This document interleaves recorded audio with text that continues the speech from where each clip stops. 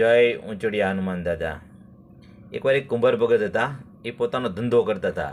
એટલે કે માટીમાંથી ગોળા બનાવે, તાવડી બનાવે, પાણી ભરવાના કુંડા બનાવે, એવું બધું કામ કરે અને પોતાનું ગુજરાન ચલાવે। હવે એકવાર એનો બાળપણનો મિત્ર આવ્યો કે બે સાથે ભણતા અને ભણતર પૂરું કરી અને આ પોતાના ધંધે લાગ્યા હતા। એવો બાળપણનો મિત્ર આવ્યો તો એણે કીધું કે મિત્ર, હું ઘણા ટાઈમથી આપણે બે ભણીને છૂટા પડ્યા ત્યારથી જોઉં છું તે તારો ધંધો શરૂ કર્યો, પણ તને જોયું એવું વળતર મળતું નથી લાગતું, કેમ કે તારી પરિસ્થિતિ મીડિયમ જ છે, હું જોઉં છું ત્યારથી। ત્યાં કુંભારે કીધું, હા તારી વાત સાચી છે ભાઈ, હું મહેનત બહુ કરું છું પણ મને બહુ પૂરતું વળતર મળતું નથી, મારી મહેનતનું ફળ નથી મળતું એવું મને લાગે છે। તા એનો મિત્રએ કીધું કે તું થોડુંક તારા ધંધામાં ક્વોલિટી વર્ક કર, કે કંઈક અલગ પડતું કર। ત્યાં પેલા ભાઈ કુંભારે કીધું કે તું મને કંઈક લાઈન આઈડિયા આપી કે મારે શું કરવું જોઈએ એમ।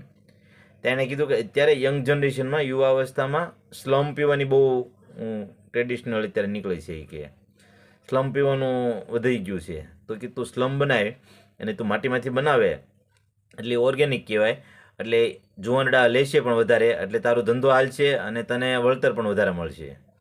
ત્યાં ભાઈને વાત ગમી ગઈ કે મારે તો બનાવવું જ છે ગમે એ વસ્તુ, તો સ્લમ બનાવું, મને શું વાંધો, સરસ મજાની બનાવવું, મને તો વળતર વધારે મળશે એમ કરી અને પીંડો જે સાંકડો શરૂ તો પીંડો મૂકી અને આકાર આપવા જાય છે। ત્યાં એની પત્ની આવે છે। એની પત્ની કે શું કરો છો તમે, આ કાયમી મને માટલા બનાવતા હતા, અત્યારે કાંઈક બીજું બનાવો છો, નાનો માટેનો પીંડો લીધો છે, આ શું કરો છો તમે કે? ત્યાં કુંભાર ભગત કે હું સ્લમ બનાવું છું એ કે કેમ? તો કે મારા મિત્રએ કીધું કે અત્યારે યંગ જનરેશનમાં સ્લમ પીવાનું બહુ છે, તો ઓર્ગેનિક સ્લમ બનાવે તો તને વળતર વધારે મળશે।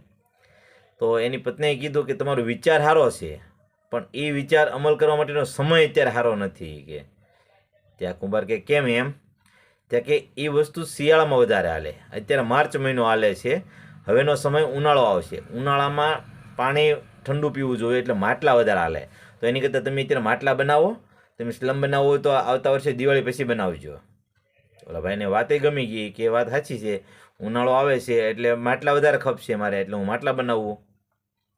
ત્યાં જે પીંડો હતો ને, પીંડાને પાછો થાબડી અને પાછો એનો આકાર બદલવાનો ટ્રાય કરી, આમ હાથ ફેરવ્યો, એનો આકાર આપવા માટે આંગૂઠો મૂક્યો ને, ત્યાં માટીનો પીંડો બોલ્યો અંદરથી, એ ભાઈ આ શું કરે છો એ કે તું? ત્યાં કુંભાર કે હું કેમ, હું માટલું બનાવું છું કે? તો કે હમણાં હું બનાવતો હતો એ કે પહેલાં સ્લમ બનાવતો હતો, તો હવે માટલું બનાવું છું, તો કે આમ કેમ? તો કે મારો વિચાર બદલ્યો। તે માટીના પીંડે કીધું કે ભલું થઈ ગયું ભગવાનનું કે તારો વિચાર બદલ્યો।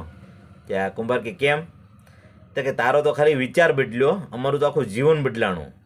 અમે પહેલાં સ્લમ બને તો એમાં તમાકુ ભરી અને અમને આગ મૂકે તો અમે દાજેત અને સામેવાળો દાજેત, અત્યારે હવે તારો વિચાર બદલાણો એટલે તું માટલું ગોળો બનાવે છો, એટલે એની અંદર પાણી ભરશે એટલે અમે ઠંડુ કરશું, એટલે અમે પણ ઠરશું અને પીવાવાળો સામેવાળો પણ ઠરશે, એટલે તારા એક વિચારે મારી તો જિંદગી બદલી નાખી।